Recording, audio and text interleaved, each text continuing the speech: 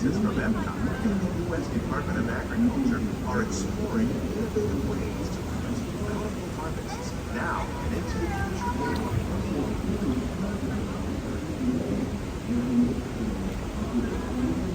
The tropics are home to the greatest diversity of plants on the planet.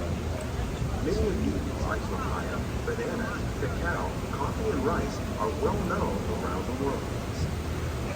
These are just a few of the edible plants that have been an important source of nutrition for people living in the tropics. Many are rich in vitamins and minerals, while others are well adapted to growing in less than ideal conditions.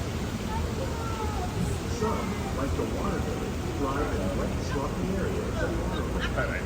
All parts of the plant, even the flower petals, are edible. The starchy root of the plant has long been used to make flour for baking.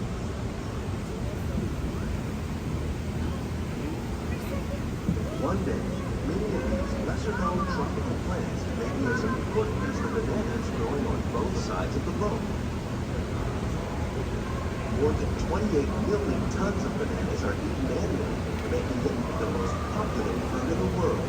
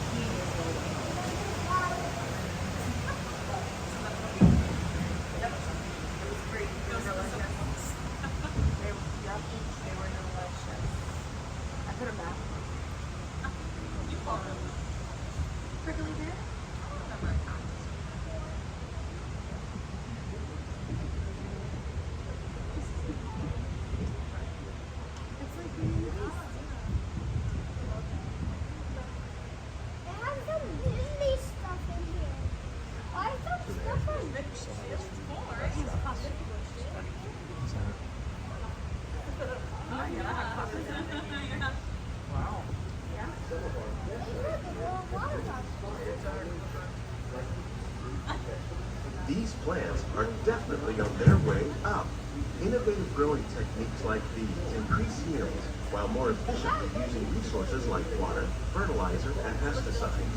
Another innovation at work here is our integrated pest management program.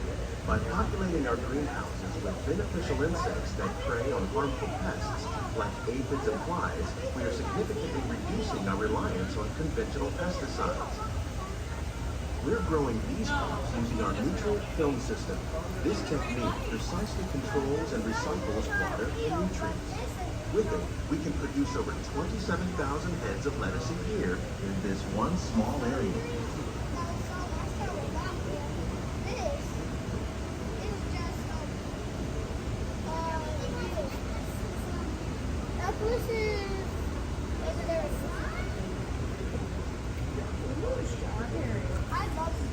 Some of our best ideas have been inspired by nature, like these fruit and vegetable trees.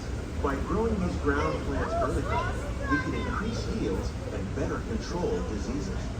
These crops taste as good as they look. In fact, we serve more than 15 tons of produce from our greenhouses in restaurants here at the land every year.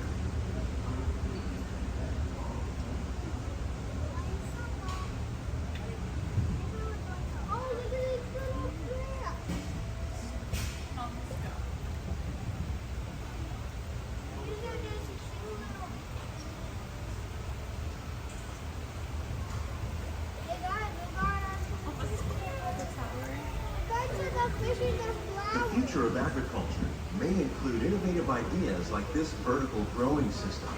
Plants grown in this way use a fraction of the space required by traditional growing methods.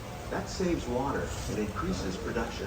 The aquaponics system on your left combines hydroponics with aquaculture.